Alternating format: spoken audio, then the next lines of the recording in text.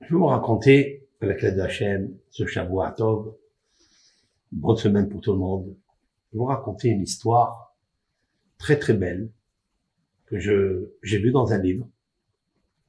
Cette histoire, elle est passionnante.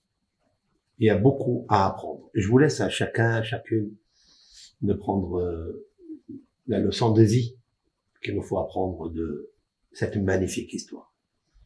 Jamais je l'ai lu, jamais je l'ai entendu, et très rare.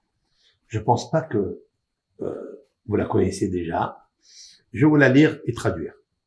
Ba'amahat, il y avait une fois Tzaddik ve'Hassid Ehad, un homme pieux, un homme généreux dans sa génération. Chez Lohayalo Ela Ben Ehad, qui n'avait seulement un garçon. Velimmedo Torah ou Mishnah, Talmud. Il lui a enseigné la Torah écrite, la Torah orale, le Talmud. Vetsiva Ha'av le Otoben, et son père a ordonné à son fils, il lui dit, bénis mon fils, Kol Yamecha, toute ta vie, Zrok Pitecha Bamaim. Jette du pain, ton pain, jette-le dans l'eau.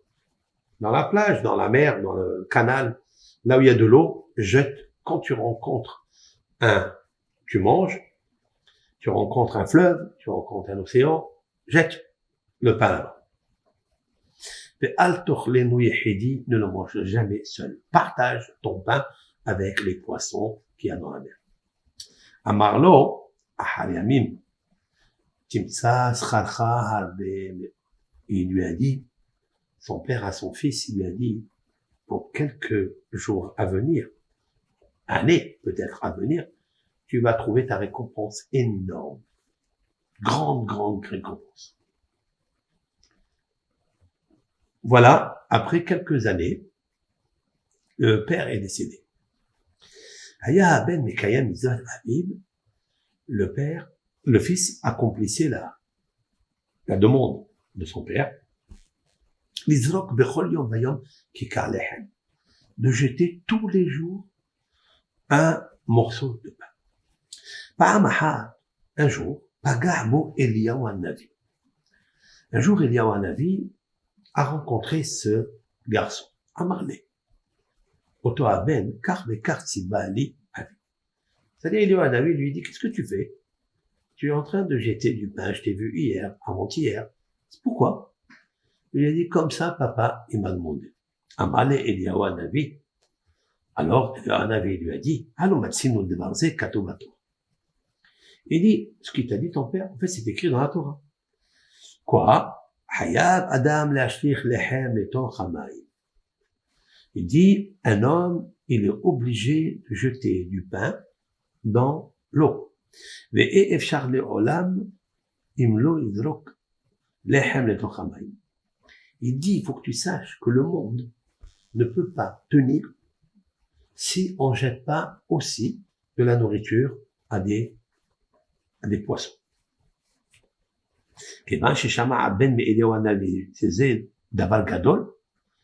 Lorsque le fils il a entendu que aussi Eliyahu Hanavi, il pense que c'est quelque chose de grand, il a dit maintenant, je vais l'accepter sur moi, cette mitzvah, de la faire avec joie. Hayazariz, il est devenu zélateur. Il allait de jour en jour et jeter du pain el kikaramayim, el amaim, c'est-à-dire il jetait à l'eau. Derrière la guide d'Agehad, lavo et c'est pitou et achal bechol yom v'yom alechem. De l'autre côté, lui il voit pas. De l'autre côté, il y a un poisson qui avait l'habitude de venir et de manger ce pain. Il nourrissait ce poisson. Gadal, Oto Haddad, me'ot. Jusqu'à ce que ce poisson a grossi énormément. Et il a commencé à prendre du pouvoir dans l'océan là-bas. Mais Sarod Rabot Asa la Hamera. Qu'est-ce qu'il faisait ce poisson? Il faisait des misères à tous les copains qui étaient dans la mer. Et il courait sur les autres poissons et les manger. Il dit, puisque les poissons, ils ont vu que ils ont un prédateur qui les poursache et qui les mange. Tous les poissons, les copains de ce prédateur, ils sont partis voir le roi, Léviathan. Ils sont partis voir le Léviathan, et Amrolo, adonnez-nous, notre Seigneur. Atamalkenu, tu es notre roi. Manaase, Shijdag Ehad Benenu, Shihu Gadol Me'ol. Il dit, qu'est-ce qu'on peut faire? Il y a ici un poisson qui vient d'arriver, il a grossi. On le connaît quand il était notre ami. Et là, il a grossi, et qui est en train de nous manger. Qu'est-ce qu'on peut faire à ce Miyad, qu'est-ce qu'il a fait? Le Léviathan, le roi, il a dit, il a appelé un ambassadeur à lui, un poisson, il lui a dit, va me chercher ce gros poisson. Va lui dire que je l'appelle. Qu'est-ce qu'il a fait? Il est parti, quand il est parti, le chaliah, l'ambassadeur, il est parti voir ce gros poisson, il l'a mangé. Le gros poisson a mangé cet ambassadeur-là. Il a dit, ouais, je vais lui envoyer le premier et le deuxième, il va les manger, mais moi, même, je vais me déplacer, je vais aller le voir. C'est qui celui-là?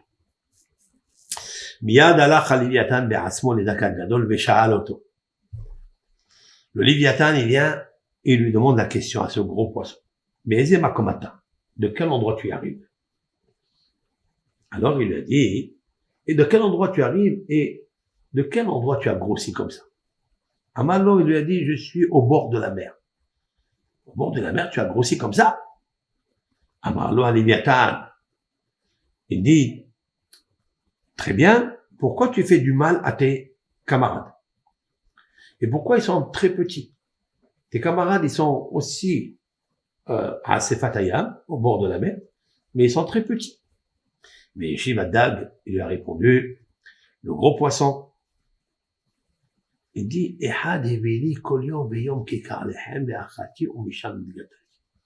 dit, tous les jours, il y a un homme qui se dresse ici, il me jette un pain, et je le mange. Je suis tout seul. למחר, שהלך אותו אדם על אותו מקום, לזרוק הלחם לתוך המים, נפל לתוך המים. Il dit, le lendemain, lorsque cet homme-là, le fils, a voulu jeter le pain, il est tombé dans l'eau.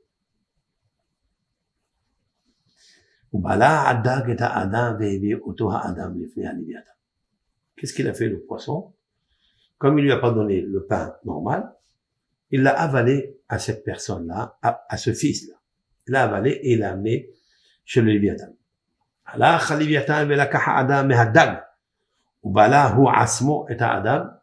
Qu'est-ce qu'il a fait le Léviathan? Il est rentré. Il a dit au poisson, maintenant je rentre en toi, je te prends cette personne-là qui est à l'intérieur de ton ventre. C'est moi qui vais l'avaler. Et puis c'est ce qu'il a fait le Léviathan. On peut rien contre le roi. C'est une histoire un petit peu dingue. Nous allons comprendre tout ça. Donc le Léviathan, il demande à cette personne, il lui dit, pourquoi tu jettes le pain à l'intérieur de l'eau? Et Shimlo a donné. Il dit, mon Seigneur, car des carpes si bas, quand il habite, il dit, c'est comme ça que papa, il m'a ordonné.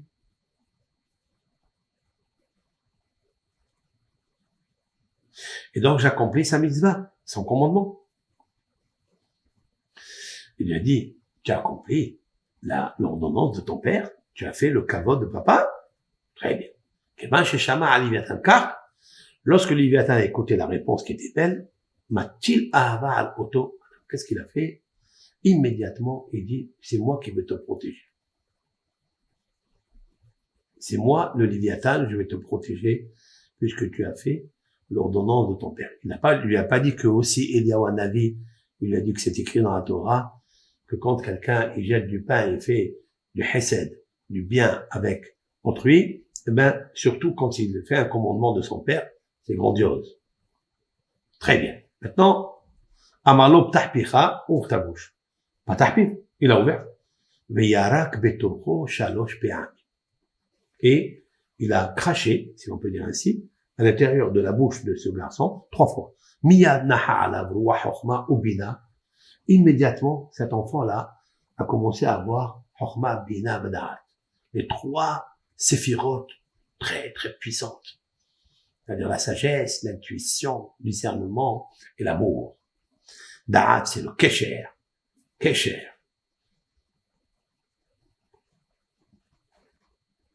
Miyad naha ala bruwa chokhma ubina bada'at. Viyada ve'evin kolot abehema ve'hayot ve'ofot. Il a commencé à connaître le langage des animaux, des bêtes féroces et des volatiles. Veyada shiveim leshonot. Et il commençait à comprendre 70 langues. Après, il a ordonné à ce gros poisson de véhiculer et de l'amener à la sécheresse. Il l'a amené en dehors de l'eau. Qu'est-ce qu'il a fait? Il l'a amené, qu'est-ce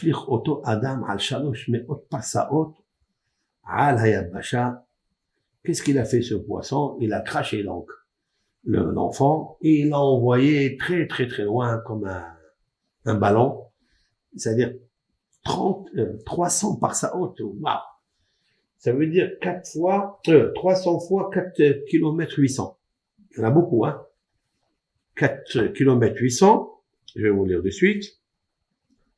Donc 4,8 multiplié par 300 égale 14 km. 14 km, il l'a envoyé là-bas.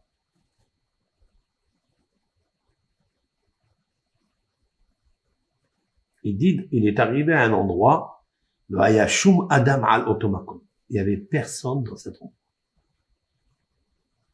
Il est resté, c'est un endroit désert, il se trouvait seul.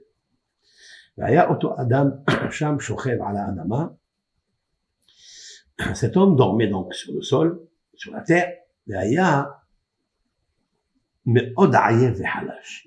L'écriture de ce livre n'est pas claire, n'est pas laser. C'est pour ça que il y a des lettres qui sont effacées, je suis obligé de décrypter chaque mot. Il était très très fatigué et faible. Betorkar, il dit en attendant, Shama Shene Orvim, il a entendu 2 corbeaux, En ou Bena, la maman et son fils. D'accord? Omer Zelazé, la maman disait à son fils, Met Adam Zé Ono, est-ce que cet homme-là, il est mort ou pas? Elle le voit dormir, il bouge pas, tellement qu'il était fatigué, il est mort ou pas?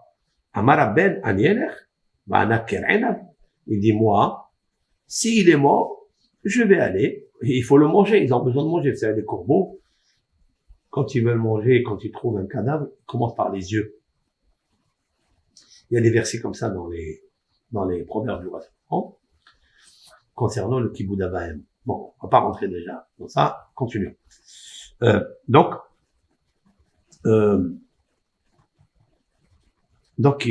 elle lui dit, le fils, il lui dit, mais je vais aller moi. Je vais lui crever l'œil, les yeux. Qui anime a fait les echol basar Adam. Parce que j'ai envie, j'ai comme ça le désir de manger la chair de l'homme. Amralo imo. Sa mère, elle lui a dit, Re'e ki a Adam arumbu. Il dit, attention, l'homme, il est très rusé. Atigabo. Ne le touche pas. Mais lo ishgiyah al-devaria.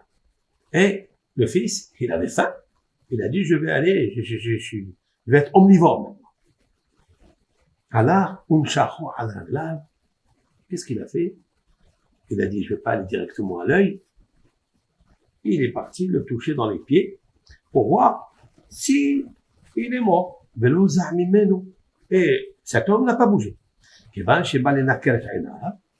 Quand il a voulu lui crever l'œil, Pacha Tiado, Betapasoto. Et cet homme-là, il était rusé, comme il a dit la mère, il l'a attrapé. Il a oré Saad, Bekorma. Et puis le corbeau s'est mis à pousser des cris amers. Et sa mère, elle voit, elle dit, s'il te plaît, maman, viens me sauver, viens me sauver. Miyad sa'a ka'orev la adam ze, al ta'ase la orev ze, shum davar. Qu'est-ce qu'elle dit la mère? Elle dit à cet homme, ne le fais pas à mon fils, aucun mal. Maniach et beni ze, ani mar'e lecha otsar gadol, chez Gana Shlomo Amelech. Ouh là là. Elle lui dit, écoute, si tu touches pas mon fils, moi, corbeau mère, je vais t'indiquer l'endroit où le roi Salomon a gardé un de ses trésors. Et comme il comprenait le langage des animaux, des volatiles, voilà, c'est la bénédiction qu'il lui a donnée le Léviathan. Il dit, sur ce trésor, il y a Keter Gadol, il y a une grande couronne, tu vas te régaler, tu vas t'enrichir.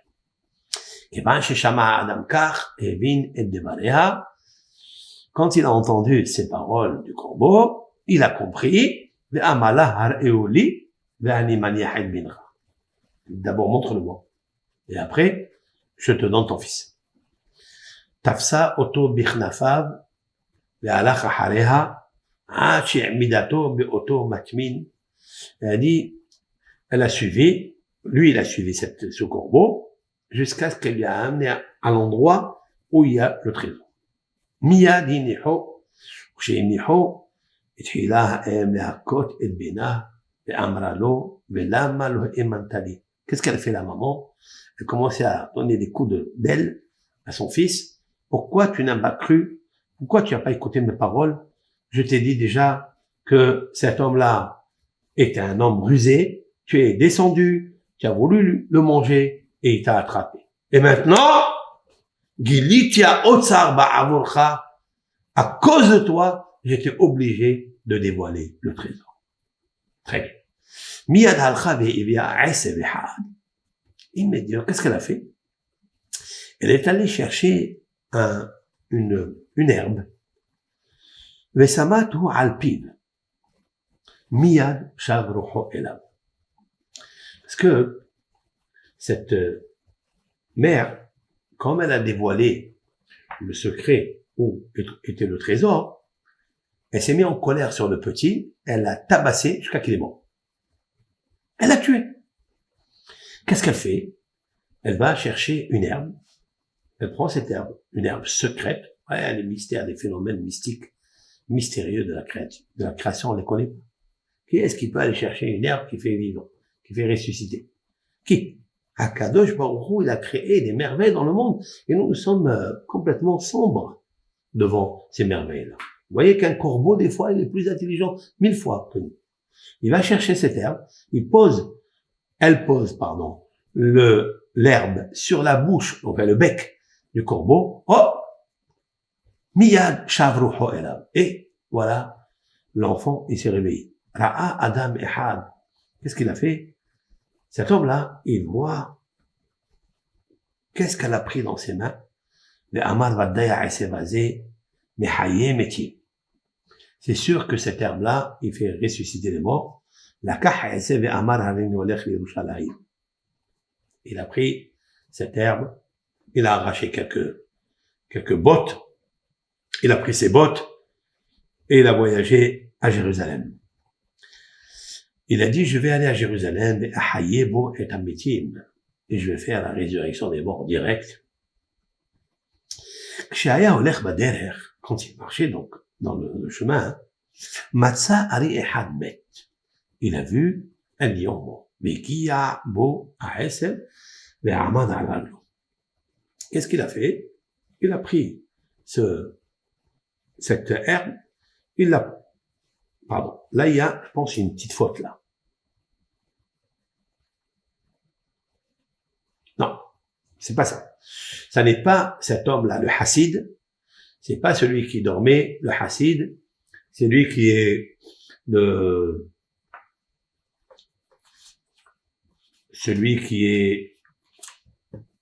c'est pas le Hassid, pardon. Le Hassid, il est en train de regarder, de visionner tout ce qui se passe. Donc, quand cet homme-là, un autre homme a vu que le corbeau avait pris, donc, cette herbe, et elle a ressuscité son fils, lui, Hein, cet homme-là, un autre, hein, il a dit, moi, je vais aller à Jérusalem et je vais ressusciter les morts. Et avec ça, ils vont me prendre pour le Mashiach. Et le Hassid, il est en train de voir. Il est en train de suivre cette personne. Et voilà, quand il rencontre un lion mort, il lui pose dessus. Il dit, je vais vérifier. Est-ce que ça va se reproduire? Peut-être que la mère, elle a une combine. Elle a ressuscité son fils avec cette herbe. Mais peut-être cette herbe seule, elle ne fait rien. Il a mis l'herbe sur la bouche, la gueule du lion. Hop! Et le lion s'est réveillé. Il s'est mis sur ses pieds, ses pattes. Et il a mangé cet homme-là. Il a mangé. Mais à Hassid Hanal, je reviens, il y avait une faute là. Mais à Hassid Hanal, le Hassid Shenir'al ou Ha'otsar, Shav les bétos, qu'est-ce qu'il a fait? Il a pris le trésor, il est retourné chez lui, mais Sakhar Hamorim Le'avi Hamamon Ha'o les bétos, il est parti louer des ânes pour aller amener le trésor chez lui à la maison. Mais Olicham Imam Matmon, Vetaman Otam Ima Kesef ou Minazahav, qu'est-ce qu'il a fait? Il a pris le trésor, il a commencé à charger les ânes, les paniers, tout ce qu'il pouvait, et il a laissé le reste là-bas. Il a dit, je vais amener chez moi à la maison. Tout ce que je peux remplir comme argent, or, pierres précieuses. Maintenant, quand il commençait à se diriger vers chez lui à la maison avec les ânes bien chargés, parmi les ânes, il y a là-bas un âne qui était un petit peu paroua, paritz ou paroua vera. Il était un petit peu, il se soulevait contre tous les autres, il était un peu méchant et très très très vulgaire. Amal la haverab, l'âne, il dit à ses camarades, il m'attème shum'im li, si vous m'écoutez, na'ase alila alazé, shiuvat kolamamon v'chlaosa. On va lui faire une astuce, une feinte, et on va lui voler tout son argent. Et fichi ta'an otan yotel midday. Pourquoi il veut faire ça? Il dit parce que cet homme-là, ce Hassid-là, il nous a chargé trop. On peut pas, il y a trop d'or, trop sur nous. Maintenant, on va lui faire quelque chose jusqu'à qu'on lui prend son argent. Amrou le Haverab Ketsanase, ses camarades lui ont dit comment on va faire? Amalahem, mimeni tirou, vechetaasu. Il dit regardez-moi ce que je vais faire et vous allez apprendre. J'ai Kanes Ba'ir. Il dit quand je vais rentrer dans la ville, Apil Atzmi Bahatsi Hasha'at, Viavou Bene Adam Le'adro. Il dit, je vais faire semblant que je tombe. Ils vont venir les gens pour me soulever. Qu'est-ce qu'ils vont faire? Il dit, les gens, ils vont venir tous pour me soulever parce que je suis sous le poids de la charge. Eh bien, ils vont venir pour m'aider et ils vont voir que il y a beaucoup d'argent. Et qu'est-ce qu'ils vont faire? Ils vont prendre tout cet argent et cet homme-là, il perdra tout. Amrulu Haverab. Ils ont dit les camarades, Mityarin Anu Kizea Adam Harumu. Il dit cet homme-là, il n'est pas comme les autres, c'est un homme intelligent. Il a une sagesse. Attention. Si on fait cette chose-là, il nous frappera avec des bâtons, il nous attachera. Amalahem re'uk she'ani oseh. Il dit, bon, d'accord, vous voulez pas, mais regardez-moi ce que je vais faire. Il dit, ne vous en faites pas, vous êtes des aveugles ou quoi?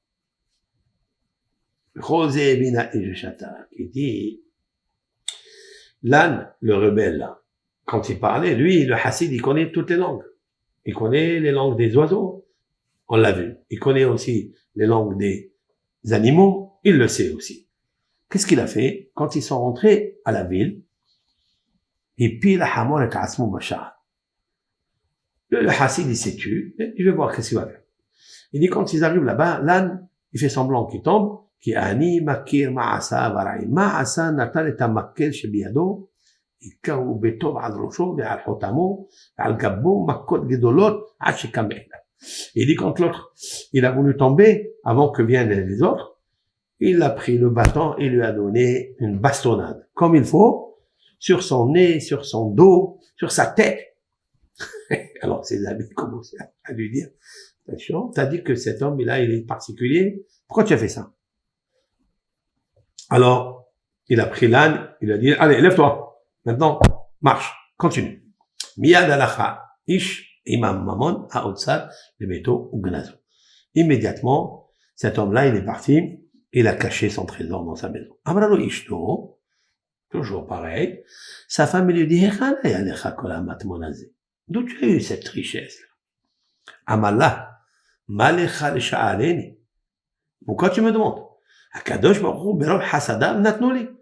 Il dit, pourquoi il manque à Hachem le trésor pour me... Je suis un homme pieux, je suis un homme qui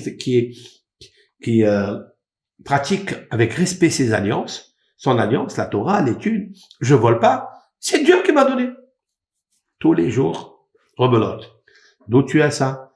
Toutes les nuits. Ah, je suis pas bien. Elle gémit. Raconte-moi. La femme, elle veut tout savoir. Il lui dit, bon, écoute-moi. Je vais pas te le dire maintenant, ni demain, ni après-demain. On va fixer un moment et je te dirai. Toi, Hayom, ce jour-là, il devait lui dévoiler le secret. Il est rentré dans l'écurie où il y avait son cheval. Et il a vu que le cheval était en train de pleurer.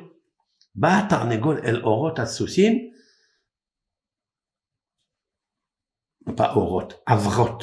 Pas orot, vous voyez, c'est très très mal fait. Avrot, c'est l'écurie. C'est là où se trouvent avarot. Pas orot, orot c'est lumière. Avarot. Il y a ici un vav qui manque. Donc ça fait un petit peu défaut dans la lecture. Comme il est ancien, il est mal écrit, j'essaye de traduire. Donc il vient le tarnégol, le coq, qui sort de la basse-cour, et rentre lui dans l'écurie où se trouvent les chevaux. Les roms assez horribles. Il est rentré parce qu'il y avait plus d'orge. Vous savez, quand on donne du blé à un tarnégol, le blé, on peut le donner à des animaux, on peut le donner à l'orge. Comme il n'y avait plus, le tarnégol, c'est-à-dire le coq qui rentre un petit peu dans là où il y a un peu de graines d'orge que mangent les chevaux et les ânes, il est rentré là-bas pour prendre un petit peu. D'accord? Mais là, et il voit que le cheval est en train de pleurer. Le tarnégol, le coq, il demande la question au cheval, pourquoi tu pleures? Chez Adoni, parce que mon maître, mon Seigneur, il a fait un vœu à sa femme, et il va lui dévoiler d'où il a eu tout cet argent. Et alors, il lui dit, alors c'est bien, pourquoi pas? Il dit, il dit, quand elle va savoir ça, elle va raconter ça à toutes ses voisines. Et chacune, elle va raconter l'une à l'autre. Ils vont le tuer et lui prendre tout ce qu'il a. Le coq qui répond et lui dit, il lui a dit, mais moi, le coq, j'ai 10 femmes, 10 poules, et toutes, elles ont peur de moi. Ils font rien, sans me demander la permission.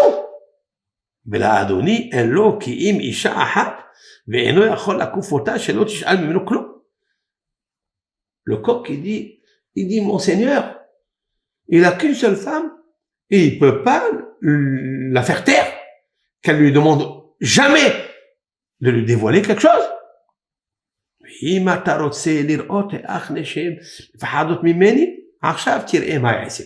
dit, le coq, viens voir ce que je vais faire. Viens voir avec moi comment mes femmes, les poules, elles ont peur de lui. Il a pris juste une graine d'orge.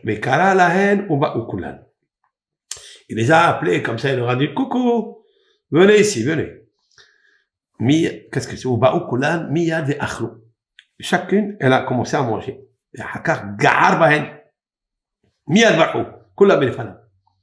Qu'est-ce que le coq, il a poussé un cri, et toutes les poules, elles sont parties. Il a dit, voilà, je reprends mon graine, et ils ont pris trop de graines, ces poules-là.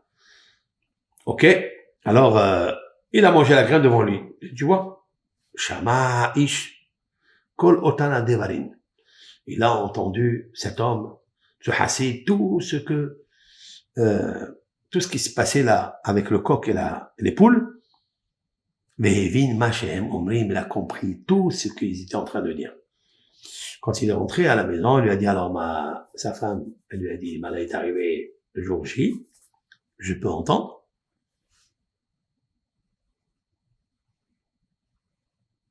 Tu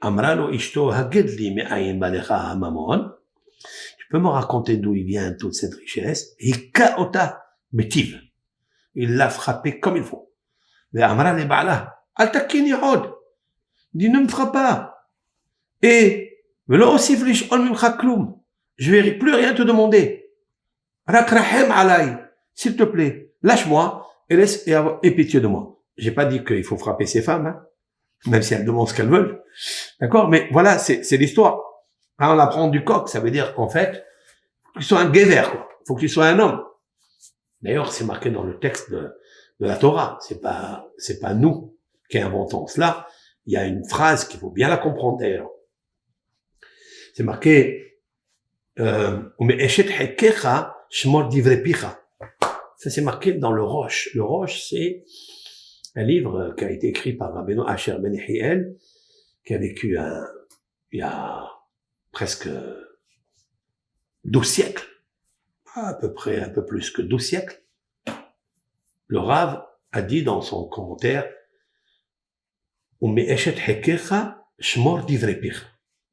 et de la femme qui est sous ton thorax, c'est sur ton thorax, ta femme, que tu aimes, ferme un peu ta bouche, ne raconte pas. Ça, pourquoi? Parce que la femme, elle risque de dévoiler. Elle a ses faiblesses. C'est très, très rare de ne pas raconter. Elle est née, comme c'est marqué dans la Gemara, dans le traité Kiddushin, il y a, comment on va les appeler ça? Cabine. Cave, c'est 1 kilo de sang. Cave, c'est une mesure. 1 kilo de sang. Il y a 12 000 kilos qui sont de paroles sont descendues dans le monde. Dieu a injecté dans le monde 12 000 kilos de paroles et 9 ont pris les femmes. Ça s'appelle cabine. Cabine, c'est cave, c'est cabine au pluriel. Cabine, c'est cabine téléphonique. Cabine, comme cabine téléphonique. Elles aiment prendre le téléphone, elles parlent surtout Baruch Hashem aujourd'hui sur Facebook, YouTube, toute la journée dedans. Tac, tac, tac, tac. Même nos femmes à nous, elles sont spécialistes aujourd'hui. Elle appelle la mère, appelle la belle-mère, appelle celle-là, ça s'arrête pas. Il y a un rave, j'écris dans mon livre l'éloge de sa femme, il y a un passage là-bas, ça fait longtemps, je me rappelle pas tout à fait. J'avais amené ce que dit le Rav Chaim Flendender, qui était un grand Talmid Chacham à Ponovitch, à Bnei Brak. Il a écrit Eshet Hayil. Il a écrit le livre Yadata Shalom Aolecha. Comment faire pour avoir le shalom dans la maison? Et là-bas, il dit qu'en fait, Akadosh Baruch Hu, il a donné la parole aux femmes parce que grâce à ça, elles peuvent bien communiquer le moussar, elles peuvent bien rédiger des poésies, de chanter à Dieu, etc. Il dit parce qu'elles sont très fortes. C'est pour ça qu'on prend toujours la secrétaire comme femme, parce que tous les secrétaires, elles savent bien communiquer, transmettre. Il faut une transmission, c'est pas évident. On ne met pas n'importe qui. Sauf que je dis que la secrétaire doit taire son secret. Et c'est dont je parle aujourd'hui. Et c'est pour ça qu'il y a beaucoup de jeunes filles qui étaient secrétaires, qui se sont devenues maîtresses de monsieur qui est marié déjà avec des enfants. Elles ont dévoilé des secrets à la police et quand on ne va pas ensemble, ça va pas. Il y a la petite guerre contre eux parce que il a pris encore une autre secrétaire, l'autre elle est devenue jalouse. Hop là! Alors elle commence à dévoiler. Même si c'est devenu sa femme.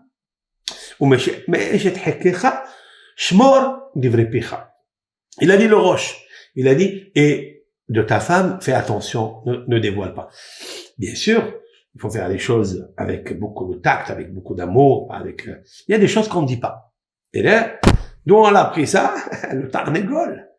Il dit le coq, il a dit voilà la poule, tu la grondes un peu, et là, elle fait rien du tout. Il faut pas prendre ça comme un gourou, un bourreau. Alors ça c'est, donc ici, il dit, qui lui a causé tout cela? Il dit parce que il lui a donné la permission qu'il va le dévoiler. Donc elle attend. Elle va aller raconter ça aux voisines. Il va tout perdre. C'est pour des fois un grand conseil dans les affaires. C'est marqué dans le Talmud que quelqu'un qui veut prendre un conseil pour ses affaires, il demande à sa femme. Il lui demande. Mais c'est marqué dans les Sfarim, mais il doit pas lui dire qu'est-ce qu'il a gagné, qu'est-ce qu'il n'a pas gagné. Il faut pas qu'il lui dise. Alors, c'est marqué. C'est mieux de le garder. Combien de paix il aura, combien de... Pourquoi? Parce que quand tu dis les choses, tu es masbi'a ta'in shelaim. Ça veut dire tu rassasies leurs yeux. Ils ont faim. Alors ils veulent comprendre. Alors, je veux aller je vais sortir. Tu m'as pas dit que tu vas me faire sortir. Je lui dis oui, mais tu m'as amené dans un hôtel à 30 € la nuit. Ah, je veux 1000 € la nuit. Mais je lui dis, mais je peux pas. Tu peux pas. Tu m'as dit que tu pouvais. Tu as acheté, tu as gagné, tu as fait. Et après, ça sort des histoires pour rien du tout. Gardons la tsnihout, le shalom, comme on a appris de cette histoire-là. Alors maintenant, qu'est-ce qu'il a fait lui? Il n'a rien raconté à sa femme. Elle lui a dit, bon, je te laisse tranquille. Et puis, il l'a gâté. C'est marqué là-bas qu'elle n'a pas parlé. Elle lui a plus demandé. Et les voisines, elles voyaient qu'elle s'habillait vraiment. Elle est venue chez son mari. Elle lui a dit, mon mari, merci beaucoup pour les coups que tu m'as donnés. Merci beaucoup. Je ne sais pas s'il l'a frappé, le hassid, ou juste il a grondé, mais c'est marqué ici qu'il l'a tabassé. Bon, à Kopalim, aujourd'hui, c'est interdit de tabasser quiconque. Ok? Mais c'est une histoire très très vieille, ça. Et donc, voilà, la chokhma me'ayin timatse, il dit, la sagesse se trouve lorsqu'il y a aïn, lorsqu'on dit rien. Me'ayin. Quand quelqu'un te demande, tu dis, tiens, je dis, il y a beaucoup de gens, des communautés, qui connaissent ce secret convenablement de ne rien dire à personne, même à son fils, même à rien. Fais tes affaires et calme-toi. Vivons heureux, vivons cachés, comme c'est marqué. Donc, cet homme-là a mérité le secret. Maintenant, qui lui a procuré toute cette richesse? C'est le fait d'avoir jeté du pain à son poisson. Et pourquoi il a mérité ça? Parce que son père, il lui a recommandé de faire le kiboud à l'honneur du papa. Et grâce à ça, il est devenu immensément riche et sage. Alors bien sûr, fin de l'histoire. Maintenant, il nous faut comprendre c'est quoi cette vision. On dirait qu'on se trouve dans un film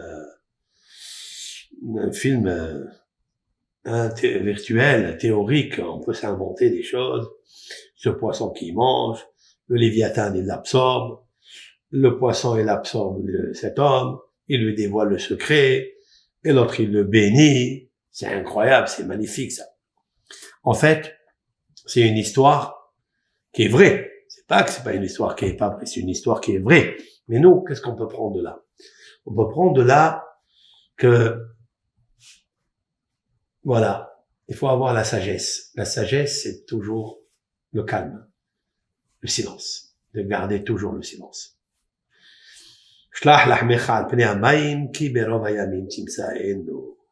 Marqué dans les proverbes du roi Salomon, jette ton pain au bord de l'eau, car un jour tu le retrouveras. Le lehem, c'est ta parnassa. Tu vas avoir la parnassa, jette-la à l'eau, donne à des créatures comme les poissons, et tu vas pulluler comme les poissons. Tu deviens riche, mais attention. Chaque poisson, il a son poids. Il faut faire très attention. Et la métaphore du Léviathan, c'est quoi le Léviathan? Le Léviathan, c'est l'évaïa, accompagnement.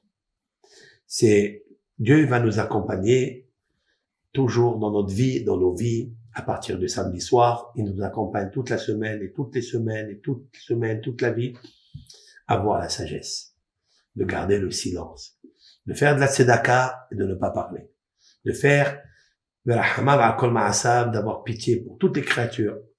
Comme on dit dans le psaume 145, les yeux de tout le monde vers toi, il élève. C'est toi l'Éternel qui donne à manger à toutes les créatures. Ouvre tes mains, Dieu. Et rassasie tout être vivant, tout être vivant. J'avais dit au nom de Rabbeinu Ben Aguirondi, rabbin d'Espagne, contemporain de Maïmonide, c'est-à-dire il y a 900 années. Il a dit, le fait de dire que toi, Kadosh Baruch Hu, tu t'occupes de toutes les créatures, c'est l'éloge la plus grande qu'on puisse faire au Créateur. Que tu t'occupes de tes créatures tous, toutes les créatures. C'est ça qui est magnifique. Alors, s'occuper des poissons, parce qu'on a la pitié, il a donné ce poisson, il l'a amené à la richesse. Il l'a ramené au dévoilement du Léviathan. Comme dit le Zohar Kadosh, que tous les soirs, à partir de minuit, l'Éternel est jovial, il devient Léviathan.